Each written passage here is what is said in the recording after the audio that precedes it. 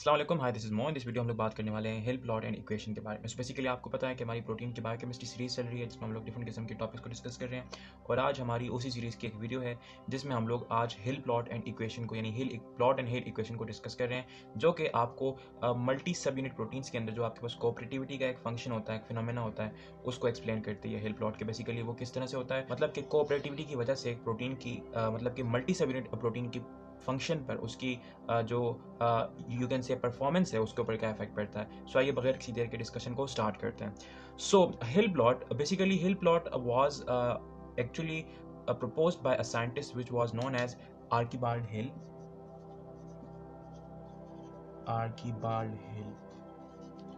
Hill और ये बात है अराउंड 1910 की।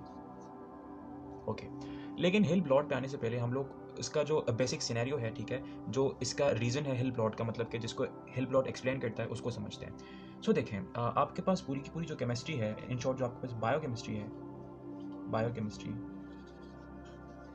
ठीक है, उसके अंदर एक चीज़ आप बहुत ज़्यादा पाएंगे, वो है प्रोटीन, ठीक है, जो कि आपके पास एंजाइम की सूरत में भी हो सकता है, प्लस उसके सबस्ट्रेट, ये जिसको आप लोग लिगैंड कहते हैं, उसका इंट्रैक्शन। अब मोस्टली प्रोटीन्स ऐसे होते हैं जो कि मल्टी सब यूनिट होते हैं। मल्टी सब यूनिट मतलब कि जिनके पास more than one polypeptide chains होती हैं। अब उसमें क्या होता है कि उसमें एक लिगैंड का एक प्रोटीन के साथ बाइंड करना इफेक्ट करता है दूसरे लिगैंड की बाइंडिंग को। अब ये जो इफेक्ट है कि एक जगह पर लिगैंड के बाइंड होने की वजह से दूसरे उसी प्रोटीन पर दूसरी जगह पर किसी दूसरे लिगैंड का बाइंड होना, या तो उसके बाइंड होने में जो रेट है उसका वो ज़्यादा हो जाता है या कम हो जाता है। तो ये जो इफेक्ट है ये होता है because of the cooperativity. Because आपको पता है कि फॉर एग्जांपल लेट्स से कि मैं अगर यहाँ पर एक प्रोटीन बनाने की कोशिश करूँ एक रफ सी डायग्राम में, सो लेट्स से कि ये एक प्रोटीन है जो जिसको मैंने यहाँ पर एक प्लस से शो किया। So this is a protein, let's say एवं, ठीक है। सो ये उसकी एक एक्टिव साइट है, ठीक है, और ये उसकी एक दूसरी साइट है जहाँ पर वो किसी दूसरे अटैच होगा, ठीक है। लेट्स से कि जब यहाँ पर कोई लिगैंड आके अटैच होता है, ठीक है, नॉट प्रोटीन लिगैंड, ओके, यहाँ पर जब कोई लिगैंड आके अटैच होता है तो इस लिगैंड के अटैच होने की वजह से कन्फर्मेशनल चेंज आता है। बिकॉज आपको पता है कि जब इसने आके अटैच होना है तो इसने बहुत सारे जो ग्रुप्स होंगे, मतलब कि आर ग्रुप्स होंगे अमाइनो एसिड के, जो कि इस साइड को बना रहे होंगे, उसके साथ इंटरेक्ट करना है, और जब इंटरेक्ट करना है तो उनके ऊपर उनकी जो कन्फर्मेशन है वो चेंज होनी है। तो वो जो कन्फर्मेशनल चेंज है वो जब मूव करेगा यहाँ पर, तो इसके बाइंड करने की वजह से अगर यहाँ पर कोई दूसरा लिगैंड आके बाइंड करेगा तो उसकी बाइंडिंग पर इफेक्ट पड़ सकता है।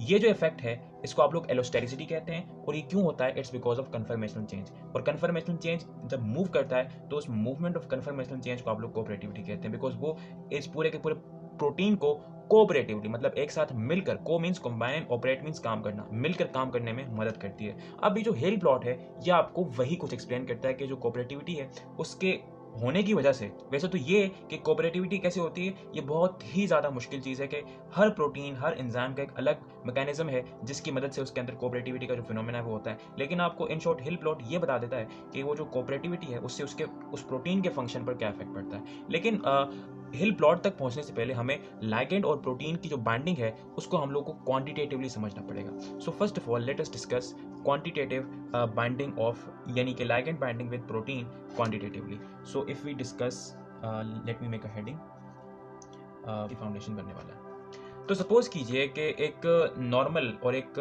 आइडियल सिचुएशन के अंदर आपके पास ये प्रोटीन है, right, which has n number of binding sites, ठीक है, which have n number of binding sites। एक बात आपने याद रखनी, which is this n is what? n is number of binding sites। Binding sites किसके ऊपर? प्रोटीन के ऊपर, यानी इस प्रोटीन के ऊपर नंबर ऑफ बाइंडिंग साइट्स कितनी है। अब प्लस लिगैंड, अब लिगैंड को हम लोग कुछ इस तरह से शो करते हैं कि वो जो n है वो हम लोग इस लिगैंड के साथ लगाते हैं, nl, मतलब कि उतने लिगैंड जितने इस प्रोटीन के ऊपर बाइंड करने हैं, राइट। अच्छा, अब जब ये रिएक्ट करते हैं तो आपको पता है कि मोस्टली प्रोटीन्स और लिगैंड का जो रिएक्शन है वो रिवर्सिबल होता है। तो ये रिवर्सिबल रिएक्शन की मदद से, ठीक है, प्रोटीन और लिगैंड कॉम्प्लेक्स जनरेट करते हैं, PLN, राइट। अच्छा, अब इस रिएक्शन में अगर आप देखें तो ये रिवर्सिबल रिएक्शन है, तो इसका इक्विलिब्रियम कांस्टेंट भी होगा, because if there is a reversibility so there should be an equilibrium, if there is an equilibrium so there should be an equilibrium constant, exactly. अब इस जो रिएक्शन का एक्विलिब्रियम कांस्टेंट है तो दो हो सकते हैं, एक होगा फॉरवर्ड और एक होगा बैकवर्ड रिएक्शन। जो फॉरवर्ड एक्विलिब्रियम कांस्टेंट है उसको हम लोग के ए कहते हैं, के ए, और जो बैकवर्ड है उसको हम लोग के डी कहते हैं। Now this K A means association constant, association constant. ये आपको ये बताता है कि प्रोटीन की लिगैंड के लिए एफिनिटी कितनी है, A for association, A for affinity, यानी कितना ये प्रोटीन बाइंड करना चाहता है अपने लिगैंड से। और ये जो के डी है वापस टूटने वाला, इसको आप लोग के D means exactly association dissociation, टूटना। एसोसिएशन मतलब मिलना, डिसोसिएशन मतलब टूटना, डिसोसिएशन कांस्टेंट। अच्छा, अब यहां पर तो एफिनिटी है, यहां पर क्या होगी एग्जैक्टली फोबिसिटी, कि कितना एक प्रोटीन लिगैंड कॉम्प्लेक्स प्रोटीन और लिगैंड में टूटना चाहता है। ये इसका ऑपोजिट है। यू कैन से दैट कि this K A are inversely related to this K D, and same is the case for them, यानी कि K D is inversely related to K A, right. अच्छा, सो यहां तक का scene हमें समझ आ गया। सो अगर मैं इस रिवर्सिबल रिएक्शन की एक रेट इक्वेशन लिखूं, सो आई विल से दैट के ए यानी कि equilibrium constant, association constant you can say, equals to product are your protein ligand complex, right, and your protein concentration, ठीक है, एंड योर लिगैंड कंसंट्रेशन। और आपको पता है कि जो कोफिशिएंट होता है वो पावर बन जाता है। अच्छा, अब ये जो स्क्वायर ब्रैकेट्स हैं, should be remember these square brackets represent concentration, right? You can say number of moles per liter, okay? So अब ये तो आपके पास एक इक्वेशन बन गई which is the Ka equation, यानी इक्विलिब्रियम कांस्टेंट किसका, एसोसिएशन, यानी एसोसिएशन कांस्टेंट की इक्वेशन, जो कि बराबर है concentration of protein ligand complex upon concentration into concentration of ligand, जिसकी पावर यहाँ पर आप लोग देख सकते हैं which is the n, which is the number of binding site present on this protein। अब थोड़ा सा दूसरी तरफ हम लोग जाते हैं, मतलब कि ये इक्वेशन का एक रुख था। अब हम लोग देखते हैं एक नया term which is theta. Theta आप कह सकते हैं, theta equals to, it is the ratio in between occupied binding site on the protein upon total number of binding site. It is what? It is P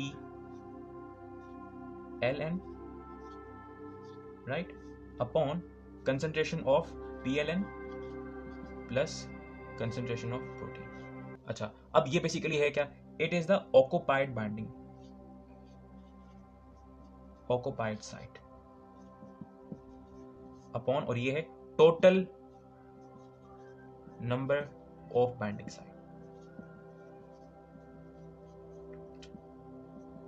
site, okay. So PLN is the occupied binding site, मतलब कि देखें एक particular concentration थी protein की, ठीक है, जब वो लिगैंड के साथ बाइंड करेगी तो these PLN complex is the number of, यानी इनकी जो कंसंट्रेशन होगी PLN की, it is the concentration of occupied cell, मतलब कि ये वो प्रोटीन है जिनके ऊपर लिगैंड आके ऑक्युपाई कर चुका है। और अगर total number of binding sites की बात करें तो देखें PLN मतलब कि वो प्रोटीन्स जिनके ऊपर लिगैंड बाइंड कर चुके हैं, प्लस वो प्रोटीन जिनके ऊपर लिगैंड बाइंड नहीं कर चुके। अच्छा, याद रखिएगा कि ये जो आपके पास कंसंट्रेशन है ये इक्विलिब्रियम के पॉइंट के ऊपर है, यानी कि यहाँ इस पॉइंट के ऊपर, एक इक्विलिब्रियम के ऊपर आपने देखना है कि PLN कितना है, ठीक है, और ये प्रोटीन कितना है, ये तो आपके कंट्रोल में वैसा ही है। अब यहां से जो इक्वेशन है ये एक बिल्कुल नए रुख की तरफ चलेगी, but before that let me erase this whole thing, because I hope so कि आपने नोट कर लिया होगा। So I am going to erase that, right, I think so कि अब इसकी भी कोई जरूरत नहीं है। Association constant and dissociation constant you know very well,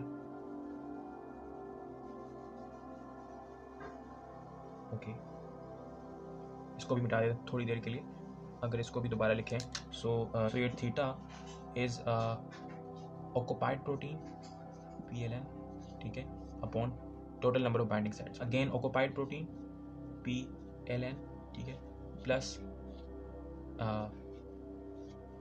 remaining protein यानी अनऑक्युपाइड प्रोटीन एट इक्विलिब्रियम। अच्छा देखें, अगर आपको रेट इक्वेशन याद हो Ka वाली, Ka was equals to concentration of PLN exactly upon concentration of P into concentration of L की power n।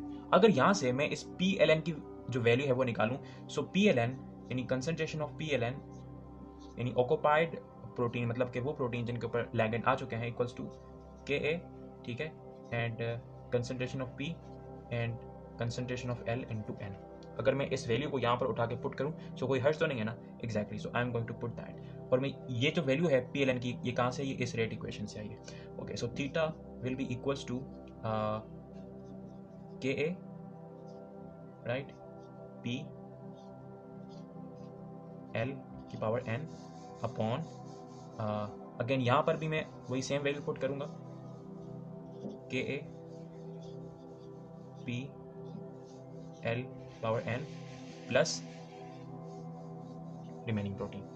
अच्छा, अब अगर यहाँ से मैं ये जो प्रोटीन है यानी प्रोटीन की कंसेंट्रेशन अगर मैं बिल्कुल नीचे ले आऊँ और इनसे डिवाइड कर दूँ, सो इस पी से ये दोनों कट जाएंगे, है ना। यानी अगर मैं यहाँ से, ये यहाँ पर मल्टीप्लाई हो रहा है, नीचे आके ये डिवाइड हो जाएगा, तो इस डिवाइड से मतलब कि इस पूरी वैल्यू के साथ ये भी डिवाइड होगा, ठीक है, तो एलसीएम टूटेगा, यहाँ पर भी पी आएगा, ठीक है, यहाँ पर भी पी आएगा, तो इन दोनों से ये कट जाएंगे। तो यहाँ पर जो फाइनल इक्वेशन आपके पास निकल के आएगी वो कुछ इस तरह से होगी कि जो थीटा है it will be equals to, यानी कि if I go further, so theta will be equals to K A into concentration of L N, right, and नीचे आपके पास बचा अगेन के ए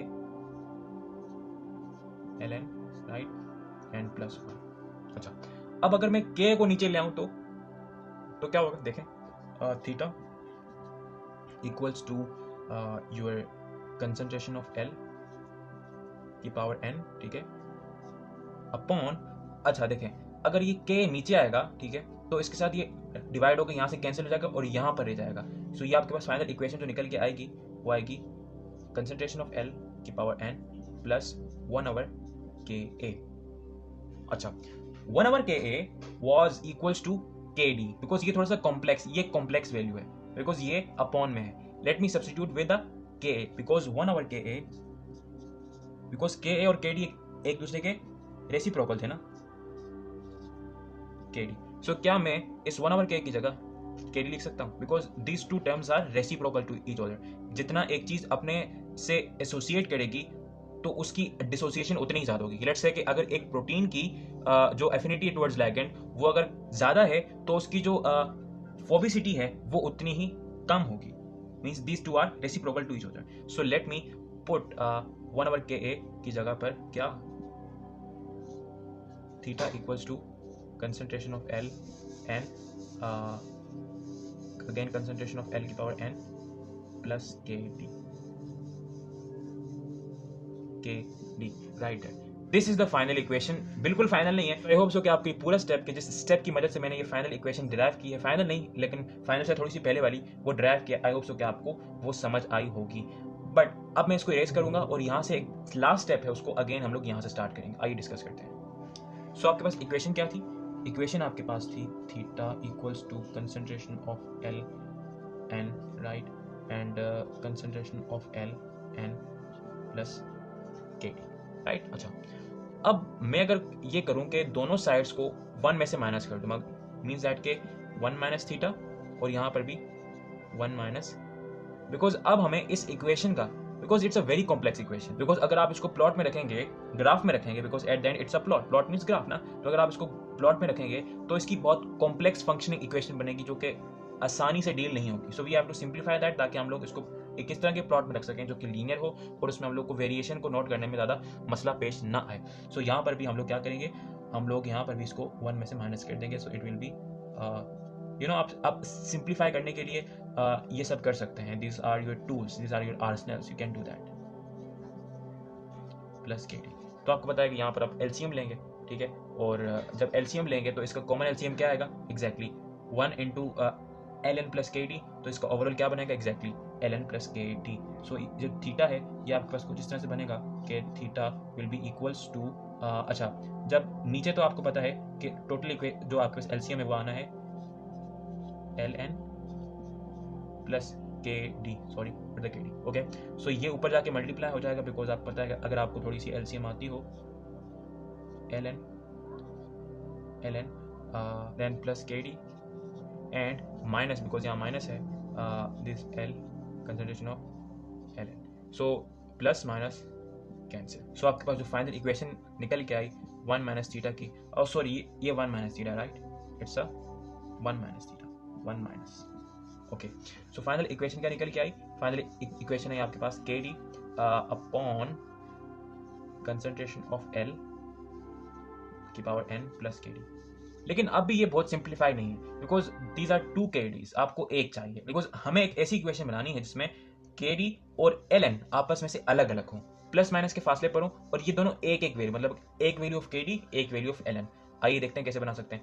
अगर हम थीटा की वैल्यू को डिवाइड करें, या इन शॉर्ट 1 माइनस थीटा की वैल्यू को डिवाइड करें विद थीटा, यानी कि we do what, we do theta upon 1 minus theta, ठीक है।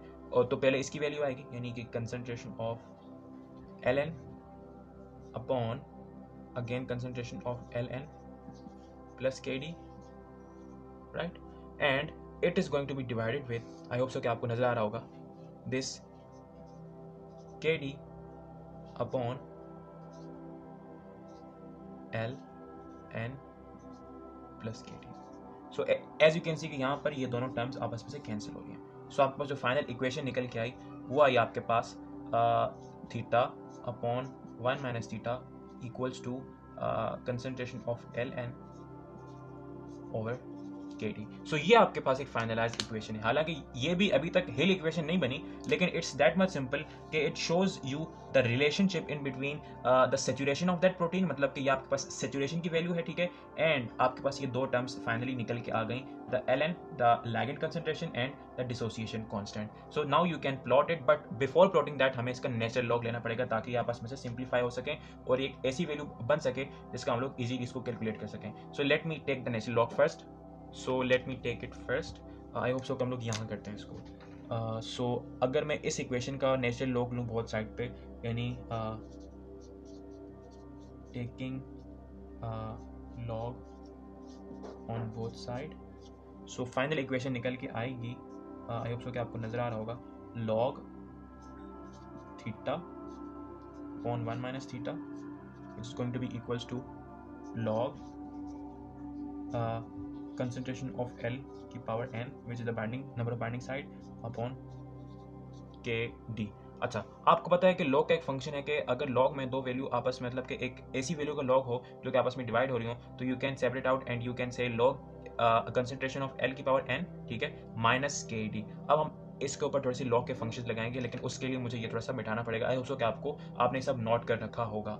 सो अगर मैं इसको यहाँ पर खोल के लिखूँ और यहाँ पर लॉग के फंक्शन भी लगा दूँ, सो it will B log theta upon 1 minus theta बराबर होगा n, बिकॉज ये पावर है और लॉग में पावर पहले आ जाती है, right. So log n into concentration of ligand minus, because यहाँ पर ये डिवाइड है तो डिवाइड की जगह पर माइनस होता है, और अगर मल्टीप्लाई होता तो यहाँ पर प्लस आना होता, right. So it's log K D. So this my dear friends is the final and the most final, इसके बाद कोई स्टेप नहीं है, this is the final your Hill equation, जो कि आपको रिलेशनशिप बता रही है in between your saturation of that protein और आपके पास कंसंट्रेशन ऑफ लिगैंड और आपके पास केडी का, और ये एक एब्सोल्युटली लीनियर प्लॉट आपके पास बन रहा है। बिकॉज अगर आप देखें तो अगर आपने फंक्शंस पढ़े हों तो आपने इक्वेशन देखी होगी which is y equals to mx minus c, जो कि आपको एक बिल्कुल लीनियर प्लॉट दे रही है। सो देखें यहाँ पर जो आपके पास y है वो ये वैल्यू है, m है वो आपके पास ये n है, ठीक है, जो आपके पास x है वो आपके पास ये log कंसंट्रेशन ऑफ L है, और C आपके पास माइनस log KD है। यानी it's an absolute perfect equation जो कि आपके पास एक लीनियर ग्राफ देगी जिसको आप लोग आसानी से स्टडी कर सकते हैं।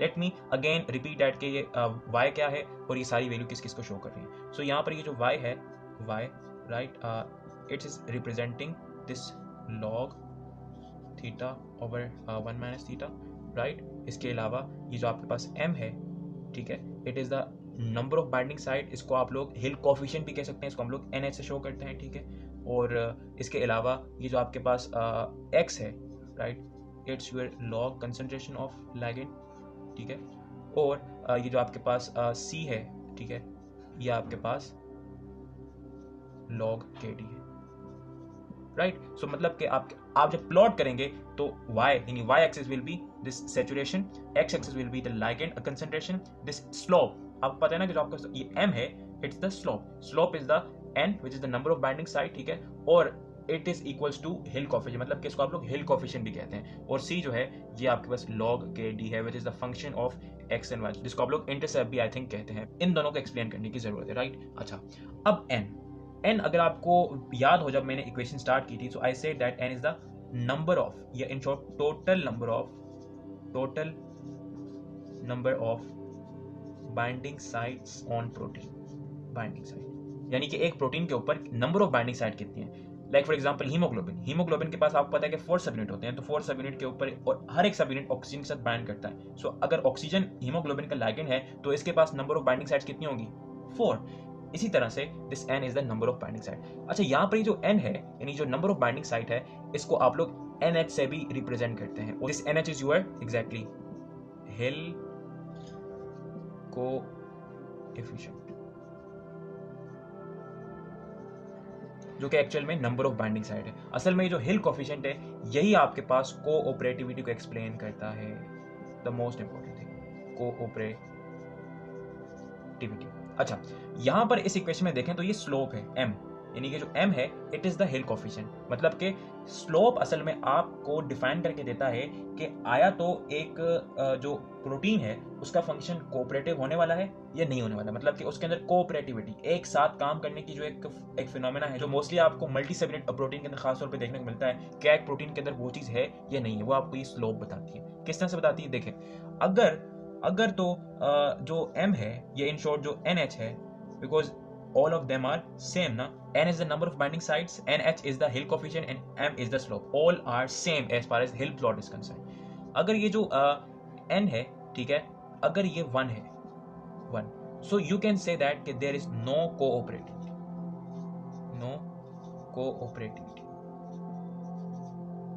ठीक है। अगर ये जो n है ये अगर ग्रेटर देन 1 है, ग्रेटर देन 1, तो इट्स अ पॉजिटिव कोऑपरेटिविटी, और अगर ये लेस देन 1 है तो इट्स द नेगेटिव कोऑपरेटिविटी। अब इसका मतलब क्या है, n means 1 equals to no cooperative, मतलब कि NH1 equals to 1 which means no cooperativity, मतलब कि जब नंबर ऑफ बाइंडिंग साइट्स 1 होगी, इन शॉर्ट जब आपके पास ग्राफ का जो स्लोप है वो 1 होगा। मोस्टली आप मायोग्लोबिन के केस में ये देखेंगे कि जो आपका स्लोप होगा, जो आपके पास नंबर ऑफ बाइंडिंग साइट होगी वो 1 होगी, तब आपको नो कोऑपरेटिविटी का देखने को मिलेगा।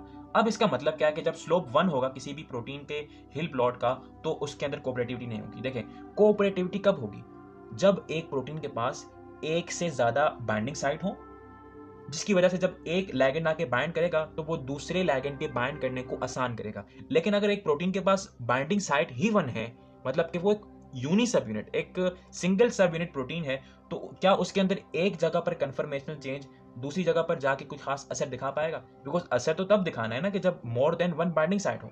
नहीं समझे? देखें, कोऑपरेटिविटी क्या है, ये इन शॉर्ट जो आपके पास एलोस्टेरिसिटी है वो है क्या, मतलब कि कोऑपरेटिविटी का बेसिक फंडा क्या है। फंडा ये कहता है कि फॉर एग्जांपल लेट्स से कि मेरी ये एक हाथ है और हाथ एक प्रोटीन है।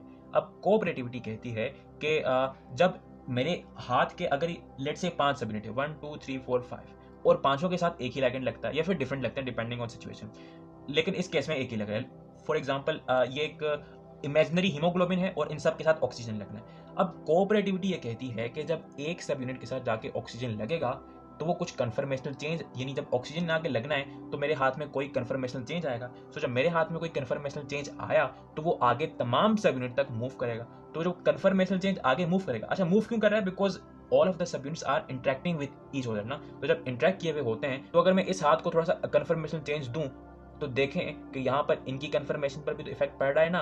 तो ये जो कन्फर्मेशनल चेंज जब आगे मूव करेगा तो इस कन्फर्मेशनल चेंज के आगे मूव करने की वजह से ऑक्सीजन की इन सब यूनिट्स के साथ बाइंडिंग आसान हो जाएगी। इसी का नाम है कोऑपरेटिविटी। लेकिन अगर एक प्रोटीन के पास नंबर ऑफ बाइंडिंग साइट ही 1 है, मतलब कि एक ही जो आपके पास सब यूनिट है, एक ही नंबर ऑफ बाइंडिंग साइट है, तो अगर कोई कन्फर्मेशनल चेंज आया भी तो उसकी वजह से क्या कोऑपरेटिविटी आपको देखने को मिलेगी?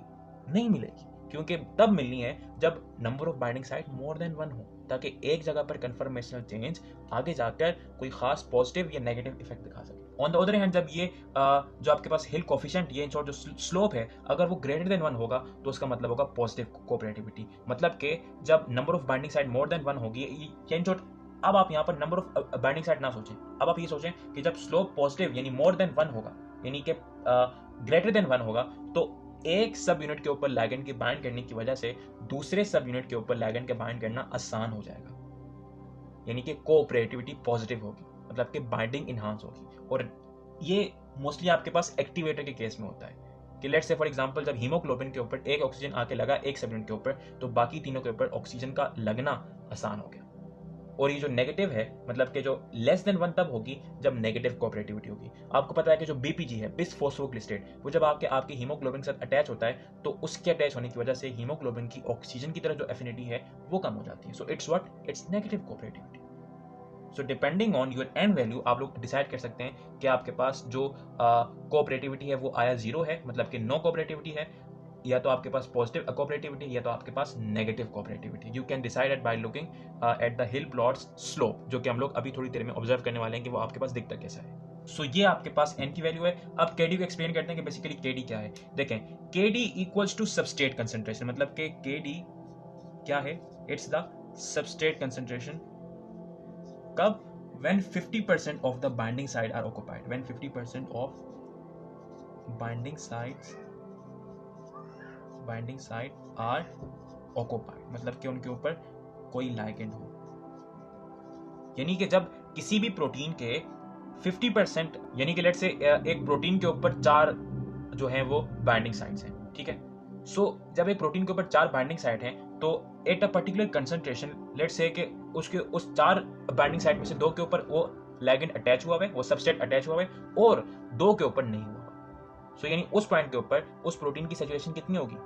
50%। तो उस पॉइंट के ऊपर जो सबस्ट्रेट की है, इन शॉर्ट जो आपके पास लाइगेंड की, बिकॉज लाइगेंड सबस्ट्रेट इक्वल, मतलब कि एक ही चीज है, उस स्टेट के ऊपर ligand concentration will be equals to the Kd, यानी dissociation constant. So this is the actual definition.